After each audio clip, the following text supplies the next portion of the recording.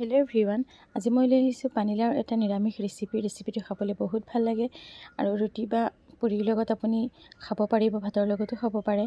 তেনে ব'লক আৰম্ভ কৰোঁ। আৰু যদি এতিয়ালৈকে চেনেলটো ছাবস্ক্ৰাইব কৰা নাই, প্লিজ চেনেলটো ছাবস্ক্ৰাইব কৰি ল'ব, কাষত থকা বেল আইকনটো প্ৰেছ কৰি দিব। ইয়াত মই লৈ লৈছোঁ পৰিমাণ অনুসৰি মগু দালি।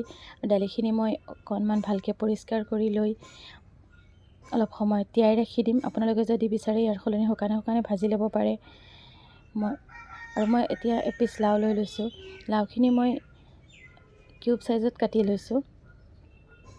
মই দেখুৱাই দিছোঁ আপোনালোকক।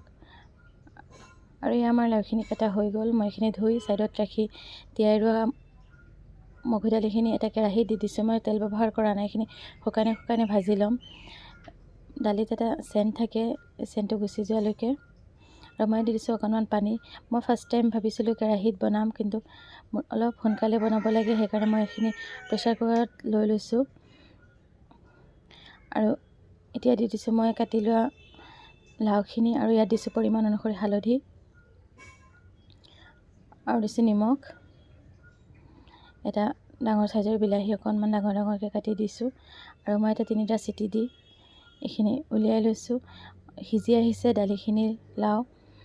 আৰু মই মাত্ৰ এচামুচ তেল ব্যৱহাৰ কৰিম, বহুত বেছি তেল নিদিওঁ। আৰু ইয়াত দিছোঁ মই শুকান জলকীয়া 4-5টামান ভাঙি, আৰু দিছোঁ জিৰা। এইখিনি ভালকৈ ফুৰণ অহাৰ পিছত মই ইয়াত দি দিম নহৰুখিনি পেষ্ট আছে। আৰু দিছোঁ এটা ডাঙৰ চাইজৰ পিঁয়াজ চপ কৰি লোৱা। এইখিনি মই অকণমান ভালকৈ ফ্ৰাই কৰি ল'ম। আৰু ইয়াত মই লাষ্টত দি দিছোঁ ধনিয়া গুড়ি। আৰু এইখিনি এনেকৈ 2-এবাৰ চামুচখন লৰাই লৈ মই ইয়াত দি দিম আগৰ পৰা বইল কৰি ৰখা দাইল আৰু লাওখিনি। আৰু চাওক কিমান ধুনীয়া হৈছে, টেষ্টটো বহুত ভাল আহিছে। আপোনালোকে এবাৰ ট্ৰাই কৰি চাব, আৰু ভিডিঅ'টো একেবাৰে শেষলৈকে চাই থকাৰ বহুত ধন্যবাদ। এই ৰেচিপিটো আপোনালোকে দুপৰীয়া গৰম দিনত পৰিৱেশন কৰিব পাৰে, বহুত ভাল হয় গৰমৰ দিনত এই ৰেচিপিটো।